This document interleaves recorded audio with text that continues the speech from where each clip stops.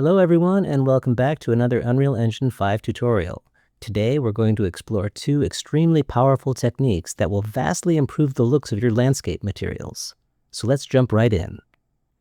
So as you can see, I already have a basic landscape height map here, but there's no material applied. But I did create a placeholder material to demonstrate the first problem that we're going to attempt to solve together. So here in this landscape folder, you can see that I've got a material that I've made called m_bad landscape. And I'll double click that to open it, and we're going to have a look at what's going on here. So I've got a texture sample for my base color and a corresponding normal map for it that I obtained from Quixel Bridge.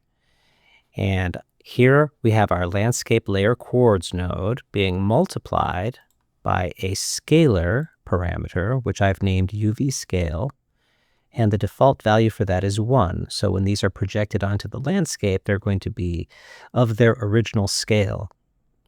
I've also just made a couple of constants here to control the specular and roughness, and I set the specular to 0 and the roughness to 1 just so that the look of the landscape will not be shiny.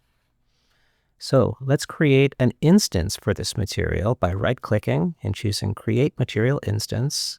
And I'm only going to modify the name here, so I'll get rid of the underscore inst from the end and add an uppercase I for Material Instance underscore bad landscape. And we'll save that. And now, with the landscape selected in my world, I'm going to use my favorite button in all of Unreal Engine, which is the Use Selected Asset from Content Browser button. Notice that I've got that instance highlighted there. And I can just pop that in and wait for it to compile. And there it is. So right away we can sort of see one of the problems, which is that the texture scale in the foreground is not quite what I want.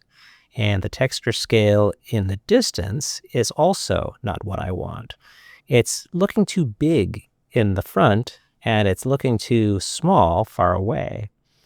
But if I open up this instance, let's just drag it off the dock so we can set the UV scale here, this parameter that I made. If I wanted this to be more to my liking, closer to me, I'd probably use a higher value than 1. So let's type 4. And yeah, I think I prefer that. But now there's absolutely no detail at all on the mountains because the texture is too small. And if I were to set this to a value that I like more for the distance, like 0.05, for example, now I prefer the look in the distance, but it's all blown out in the foreground. So let's return that to 1. And now I don't like this compromise either. And I'll show you how that looks in play. Yeah, I don't love that. In fact, if you will just bear with me, I would like to go into my third-person character and change the target arm length of the boom arm, of the camera boom. Let's see, target arm length. I'm going to set that to something like 220. And compile and save so that when we go into play, it's closer to the character. All right, that gives me a better idea of what this looks like from the player's perspective. And yeah, I'm not loving it. So let's deal with this problem first. So we'll go back to our landscape parent material, which is inside of here. And in fact, I'll just save this instance and I'm going to start fresh with a brand new material. And we will right-click and create a new material. And I'm going to call this m_landscape.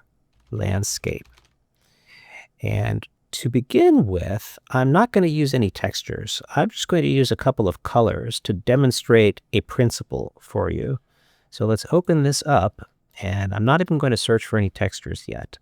I'll make 2 colors with a constant 3 vector. So I'll hold down the number 3 and left-click. And I can either duplicate that with Control or Command D, or do another 3 and left-click. And X, Y, and Z can represent R, G, and B in colors, so in RGB colors. So I'm going to make the first one 100% red, and the next one 100% blue, like so. And we're going to use a linear interpolate or lerp node to sort of blend in between these by some value. So to get a linear interpolate, there's a number of ways you can do that. I can right-click and search for a linear interpolate, and I will find it that way under Math Linear Interpolate. Or I can type lerp for short, and that will find it for me. Or, because it's such a commonly used node, I can just hold down the letter L and left-click, and I get a lerp. So we'll take the RGB out of the first constant 3 vector into A of the lerp, and we'll take the RGB out of the second constant 3 vector into the B. And now this alpha value determines the blend between A and B. So for now, I'll use a scalar parameter for this. I'll promote that to a variable, and I'll just leave it named alpha for the time being. And I'll also leave the value set to 0. And I'm going to plug this into base color for the time being. I'll apply that and save. And we'll make an instance from this as well. So we'll create the material instance, underscore landscape. And I'll save that, and we'll apply this temporarily as it is. Okay, so if I look at this instance now and adjust that scalar parameter for the alpha of the lerp, you can see that right now the whole landscape looks red because the value of the lerp alpha is 0. But if I were to set that to 1, you can see it's 100% blue. If I set it to 0.5, it's going to be equally red and blue. If I set this to 0.25, it'll be closer to red. If I set it to 0.75, it'll be closer to blue, and so forth.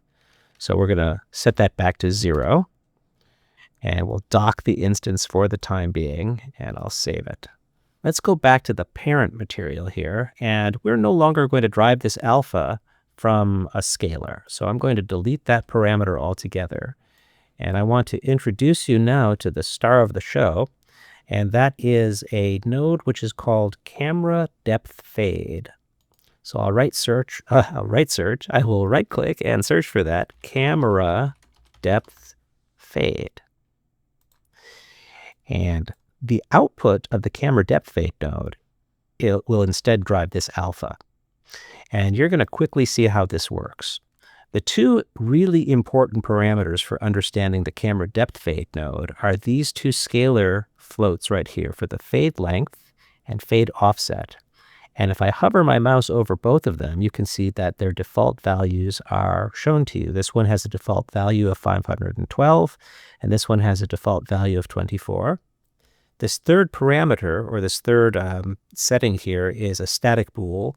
So you can make that into a parameter if you like. I'm not going to really get into it today, but if you were to set that to true, it is a slight performance gain at the expense of accuracy.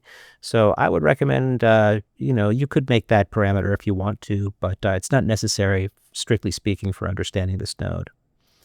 So let's just make a little bit of room, and I'm going to promote fade length to a parameter. I beg your pardon.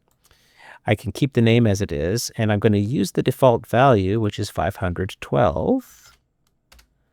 And the fade offset, the default value is 24. I'll promote that to a parameter, and we'll set it to its default, 24. Let's apply that and save. And I'll get this instance where we are going to enable the fade length and the fade offset. So you can sort of see a little bit what's happening here, but if I use this fade offset now, I can push this farther away from the camera. And you can see now there is red closer to the camera, and it remains blue farther from the camera. Furthermore, I can adjust the fade length, and that will determine the distance over which they blend. I hope at least that makes sense to you, because you can see what's happening here visually. And we can use this same technique to lerp between two versions of a texture with different UV scale. And that is the heart of the technique that I'm going to demonstrate next. So let's go ahead and save the instance and dock that, and go back into the parent material. Okay, so we will preserve this camera depth fade here, and I'm going to pull it out of the way for now. Let's comment that. Camera depth fade. And I'm going to show you right now also something very, very handy that you can use throughout the material editor graph. And that's something called a named reroute declaration node, because I need to use this value elsewhere in my material, and I don't want to have to drag wires across other wires. A way of avoiding that is to just take the value that you want, pull off the pin, and search for named reroute, and choose this option, add named reroute declaration node. And I can just name this something. I'll call this depth fade value. And later, I can use this for something like the alpha of a lerp. So if I were to pull off of here and search for depth fade, oops, you have to spell it right. Sorry, depth fade value. Make sure you look under named reroutes when you start typing your name. And it's the equivalent of having connected this all the way up here. But you'll see as you build out your material that that will oftentimes cause wires to cross other wires. And this is just a little bit more of a tidy way of keeping your material editor clean. So for the time being, let's disconnect these, or we'll just delete these colors here.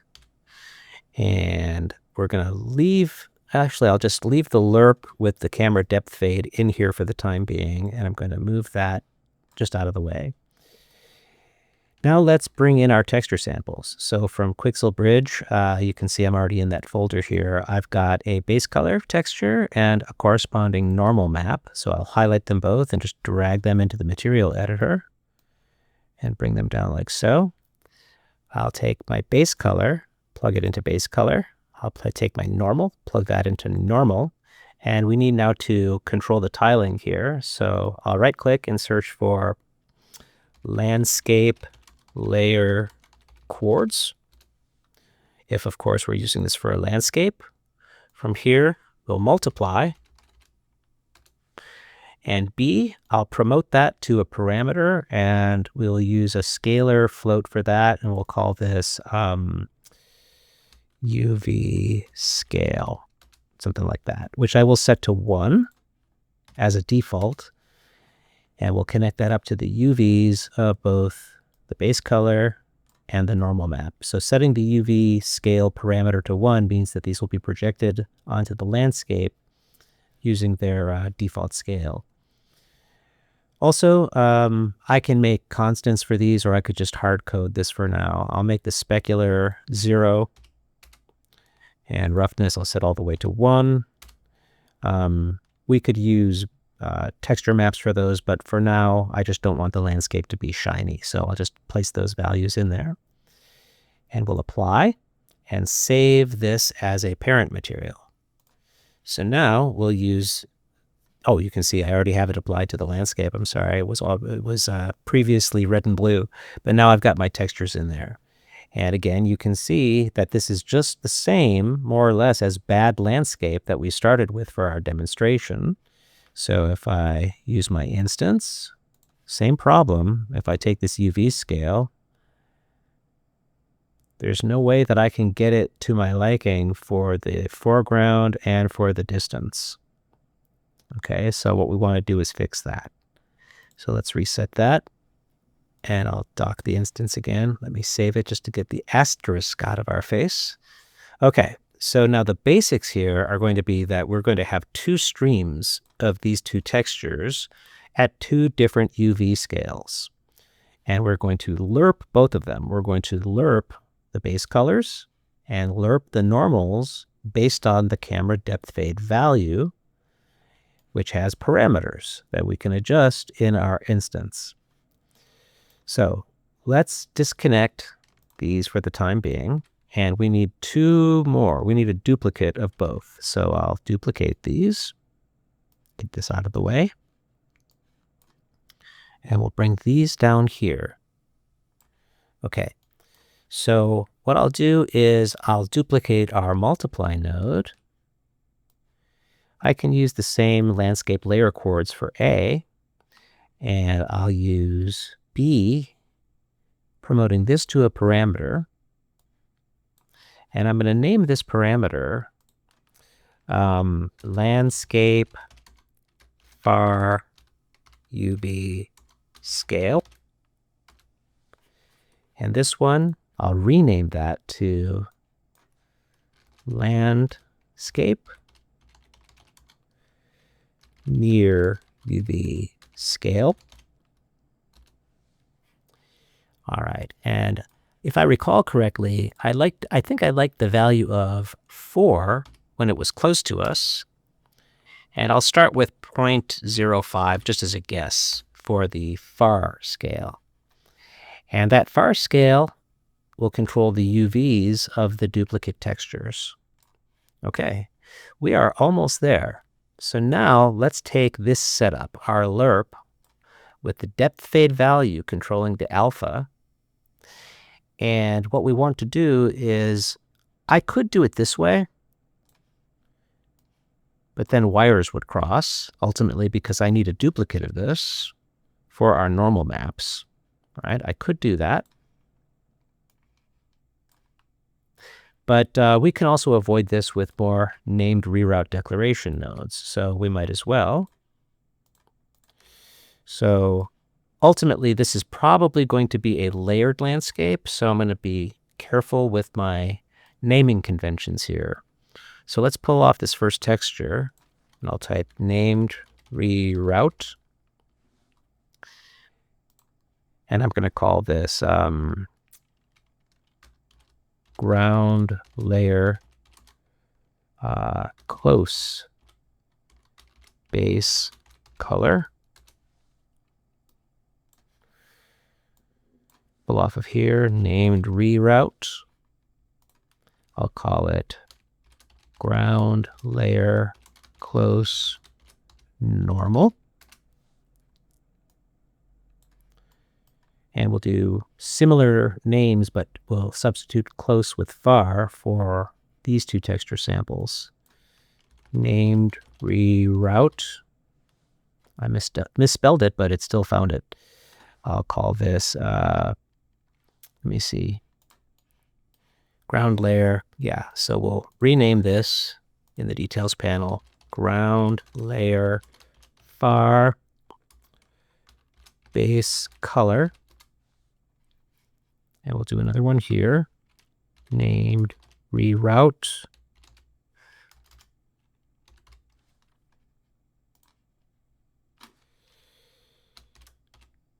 Ground layer far normal. Okay, so now I can use these instead of crossed wires in both of these cases here. So we'll do the close and far base colors here. So for the first lerp, we'll look for ground layer. Now notice that it didn't find it, so I believe this is case sensitive. Ground layer, unless, did I miss? Yeah, okay, I'm sorry. Did it find it before? Ground layer, is it case sensitive? Maybe it isn't. Okay, so ground layer close base color. Ground layer far base color. Yeah, I guess it is not case sensitive. And names are not normally case sensitive for things in Unreal, so I was just mistaken there, which is fine. And this, therefore, is going to go into base color. And now we'll get our normals. So here will be ground layer close normal. Ground layer close, not close, far normal, like so. And that will go into our normal input. Remember, I hard-coded the specular and roughness values, so I don't need parameters for those. Let's apply that. We'll save the parent, go outside, and edit our instance. Okay, so now what we can do is we can alter or experiment with different UV scales for our near and far. So let's see, the near UV scale, did I actually default that to 1? Near UV scale? Why did this didn't inherit that? That should have been 4. I wonder how that happened. Save. Let me just double check our parent material.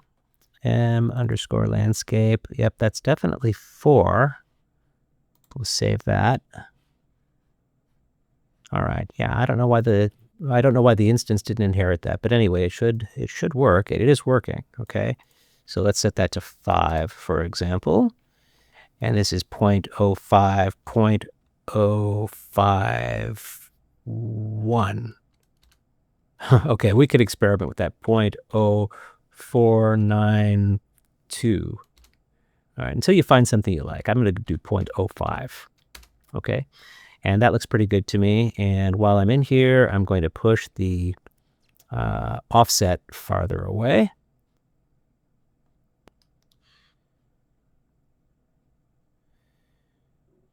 Let's see.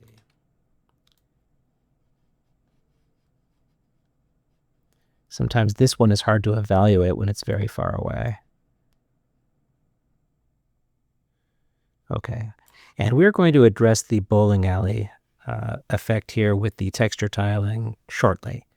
But for now, I would say that we have vastly improved the situation. And if I go into play, you can see that I've got a pretty good looking texture scale for up close, and now we can actually see some detail on the mountains in the distance.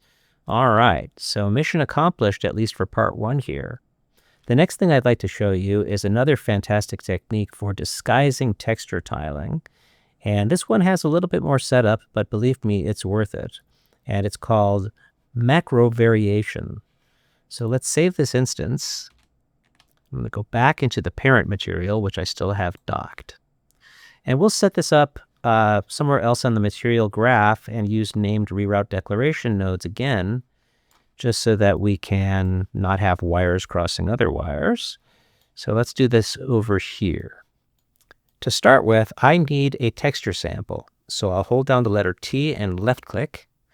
And for the texture sample, we're going to use something that comes in starter content. It's also an engine content. So if you don't have starter content in your project, you can find it in the engine content. Just make a backup copy of it. Try not to alter anything in your engine content accidentally. It's a good precaution there. But we'll search for the texture that I need in the details panel with the texture sample node highlighted. I'll open up the search and I'll go T_macro. And the one that I want is in the path starter content. So we can hover our mouse. You can see this one is in engine content. All of these are the same, by the way.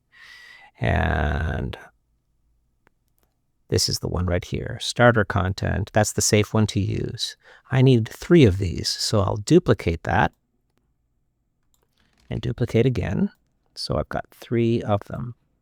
And we're going to scale each one of these textures differently. So to do that, I'll need another landscape layer chords.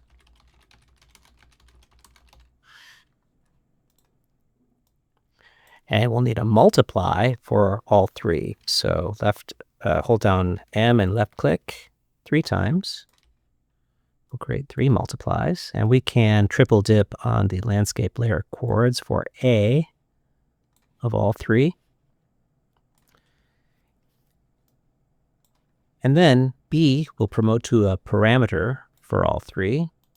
This first one, we'll call this macro scale small, for example. Oh, it's going to bother me that I didn't capitalize the S, small. And I bet you can predict this. Promote to parameter. Macro scale medium.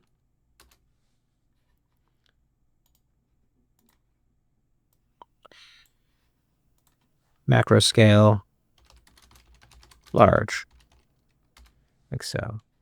Now, from experience, I know good starting values for these, although you are going to set them anyway in your material instance just by sight and your own artistic preferences.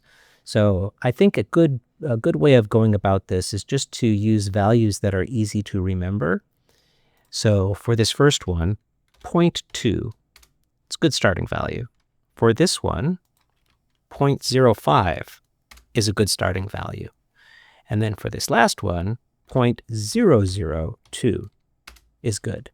Just as starting values, remember, you're going to be scrubbing these in your material instance later while looking directly at the landscape. So instead of trying to get it exactly right here, I'd recommend just using values that are easy to remember like these. So this one is the first decimal place, this one is the second decimal place, and here it's the third decimal place. And that's going to scale the UVs of all three. Okay. The next thing we need for each one of these texture samples is an add node. So I'll hold down A and left click 3 times. So we have 3 adds. And what we want to do is to use only the red channel for our texture samples here for the macro variation. And that will go into the A pin of all 3 of these add nodes. And on this top add node, we'll right-click the B pin and promote that to a parameter, which we will call, let's call it just macro exposure, something like that. And we're going to use that to feed the B of all 3 add nodes like so. A good starting value for this is 0.5. And you will see why once we edit that in our material instance live. Okay, so we're getting there. Let's move this over a bit more.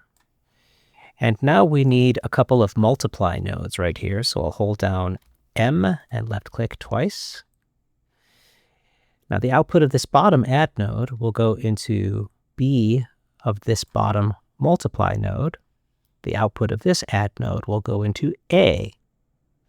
The output of this bottom multiply node will go into B of the top multiply node. And the output of A from the top add node will go into A. Okay, the output of add into A. Okay, so now what I'd like to do is to create a sort of tint and contrast control. And to do that, I need a constant 3 vector. So I'll hold down 3 and left click. I'm going to leave the default at 0, 0, 0 as black. And you'll see people set that or in a predetermined way to something like 0.5 or 0.4 very often, but I like to set it to 0. And I'm going to lerp this. So what we need to do is to hold down L once again and create a lerp. And we're going to take the RGB out from here and plug it into A, and we'll leave B set to 1. Although, if you wanted to, you could lerp this against another, or you could lerp this with like another texture if you wanted to. But in this case, we'll just leave it set to 1, and therefore it will lerp between basically the black tint, so to speak, and the white value of this entire matrix of macro variation and apply that to our base color later. You'll see. Okay, so now the multiply out is going to control the alpha of this lerp. Okay, now we're basically done, although I want to be able to use this elsewhere in the graph. So we'll make a named reroute declaration node right here. Named reroute. I'm going to call this macro variation.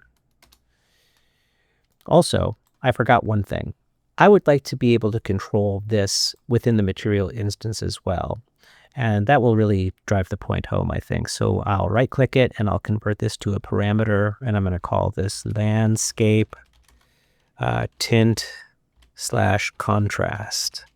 I could have called it macro tint contrast. I'm going to leave it black, and let's move all this out of the way.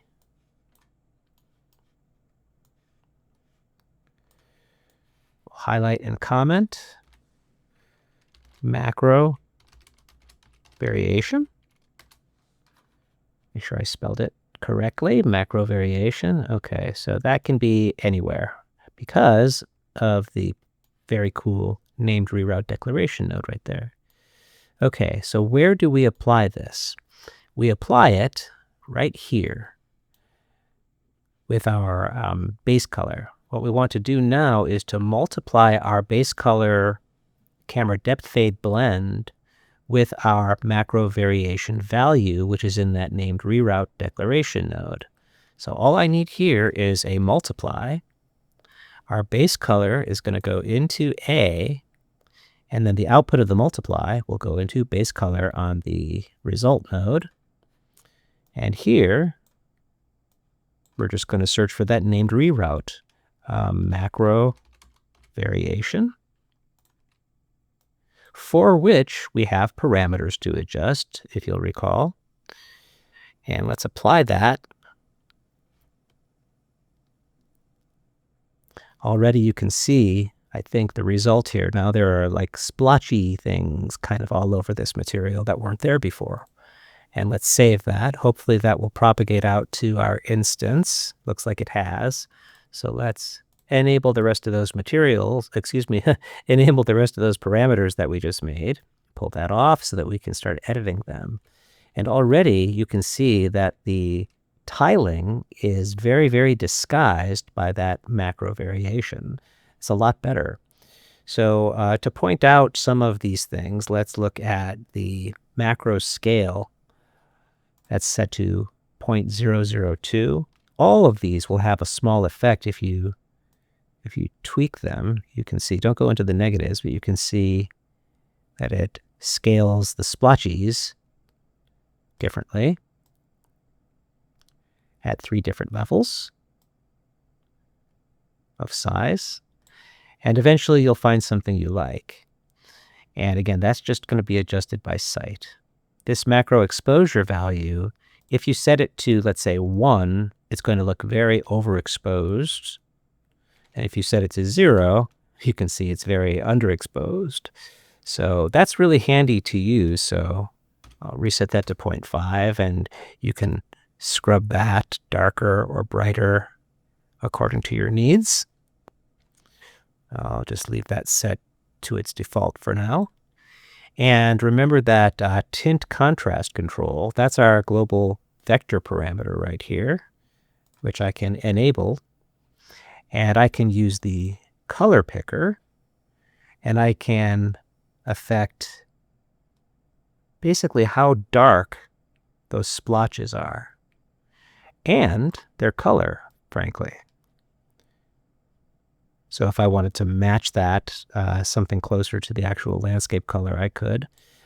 If you know me, you probably already know that I'm colorblind, so I don't trust myself with color grading very much, but maybe that doesn't have to be quite as dark. Okay, you can see why I don't just default that to 0.5, because I like to have control over it. We'll hit OK. So now let's go back into play. And that's looking better. I still think I want to push the offset of the camera depth fade farther away, or tweak that a little bit more.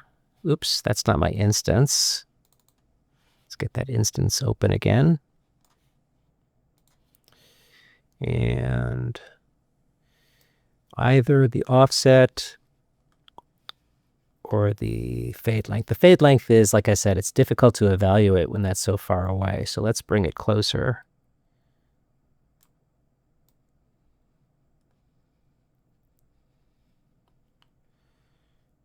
Maybe do it like that. Really big fade length. That's too big.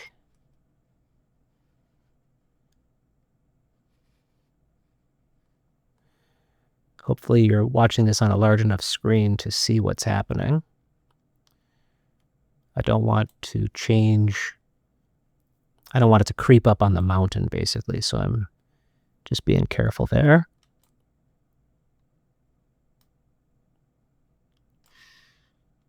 Okay. So our tiling is not perfect, but it is much, much improved. Still not quite satisfied with our offset. Maybe I want that fade length. Let's put that back to default and push this even farther away. Nope, it just creeps up on the mountains, I think, too much.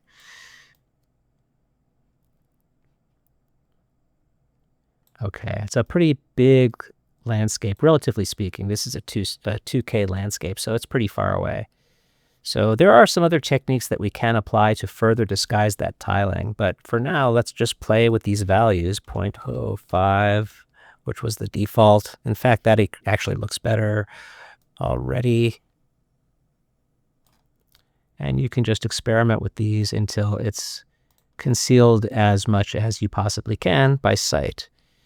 So I'll just tweak that a little bit more. I think that helps. Oops, I went into the negatives.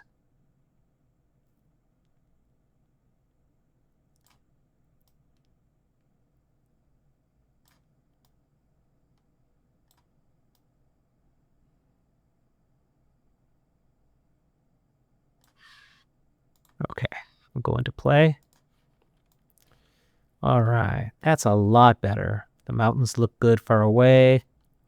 Ground looks good close to me, and a lot of the tiling has been improved. If you want to conceal the tiling even more, it's probably going to be very, very hard to see anyway. Let me see if I can just change the UVs for that close scale. If you have foliage and other landscape paint layers, but let's try the near UV scale set to 4 instead. We'll dock that so it doesn't go away. Let's see if we like that more. Yeah, it's even harder to see now. And that looks pretty good. Okay, so with all those named reroutes that we've created, keep in mind that you could set up lerps for other landscape layers for the textures for, let's say you had a snow layer or a grass layer. The base color and the normal map can be lerped by the camera depth fade. And then with your landscape layer blend nodes, if you know how to make a layered landscape material, you could just use the outputs of those before the result node to apply the macro variation to the base color of all the different layers together, or in fact, you could set up a different macro variation for each one. I think I'm going to demonstrate that in a separate video because this one's already getting a little bit long, but I hope that you found these techniques helpful and that you've been able to sort of level up your landscapes by using them. Okay, so have fun practicing, and I will see you next time. Bye-bye.